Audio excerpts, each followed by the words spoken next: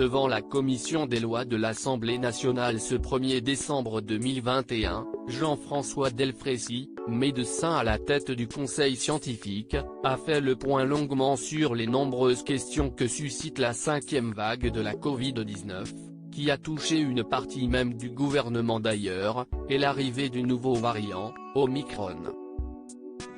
Déjà officiellement présent sur le territoire français, sur l'île de la Réunion précisément, ce mutant provoque l'inquiétude, à l'approche des fêtes de fin d'année.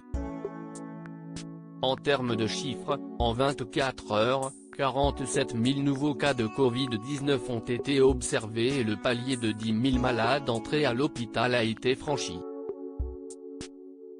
Auditionné par la commission des lois de l'Assemblée nationale, le président du conseil scientifique Jean-François Delfraissy a réaffirmé que la flambée actuelle des cas était bien due au variant Delta, dont la vraie vague est maintenant, si est-il le même variant Delta qu'en juin, il n'a pas muté. Cela survient maintenant à cause des conditions météo qui nous font vivre plus souvent à l'intérieur. La France a été touchée plus tard que d'autres pays, notamment que l'Allemagne. L'ensemble des pays européens sont touchés, à part l'Espagne et le Portugal, à cause d'un niveau de vaccination élevé, et l'Italie, mais elle est en train de nous rejoindre. La meilleure attitude à adopter selon Jean-François Delfraissy ? Être rigoureux sur les gestes barrières et le rappel vaccinal, la réponse à la 5e vague et la réponse à ce variant est la même. CIST, premièrement, être capable de diagnostiquer. Deuxièmement, être capable de vacciner avec une injection de rappel. Troisièmement, et j'insiste, il est fondamental de rappeler que les mesures de protection individuelle et les mesures de protection globale peuvent avoir un impact sur l'impact qu'il y aura sur le système de soins et l'occupation des lits. Serrons un peu les boulons sur les gestes individuels pour éviter de revenir dans des contraintes qui seraient beaucoup plus fortes.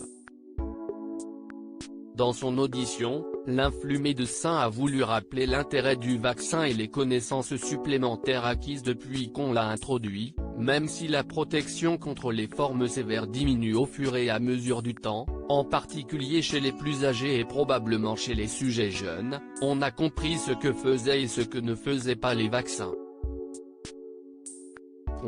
Les vaccins font le job contre les formes graves de la maladie. Concernant l'inquiétant variant Omicron, Jean-François Delfraissy est transparent, on ne sait pas s'il entraîne une gravité particulière. Une atteinte plus fréquente des enfants n'est pas confirmée. Il a au moins un niveau de transmission équivalent à celui du Delta. Honnête, il l'est aussi avec l'efficacité du vaccin, on s'attend raisonnablement à une diminution de la sensibilité et de la protection des vaccins. Quant à l'obligation vaccinale sérieusement réfléchie en Allemagne, le président du conseil scientifique déclare, CIST une décision éminemment politique. Mais vous croyez qu'on va envoyer les gendarmes à une petite mamie de 84 ans qui refuse de se faire vacciner ? Mais selon lui, l'intérêt de la vaccination, même s'il y a de plus en plus de vaccinés qui attrapent le virus pour des raisons mathématiques, est toujours indéniable, une partie non négligeable des personnes qui vont s'infecter maintenant vont être des personnes vaccinées et ce n'est pas un échec du vaccin. Le risque de se retrouver en réanimation ou de décéder du #Covid-19 est 10 fois plus important chez les non-vaccinés que chez les vaccinés. Un vaccin contre l'Omicron pourra-t-il rapidement voir le jour ? Même s'ils sont prêts dans un délai de 100 jours, on ne pourra pas compter sur eux avant la fin du printemps pour une utilisation massive, affirme Jean-François Delfraissy.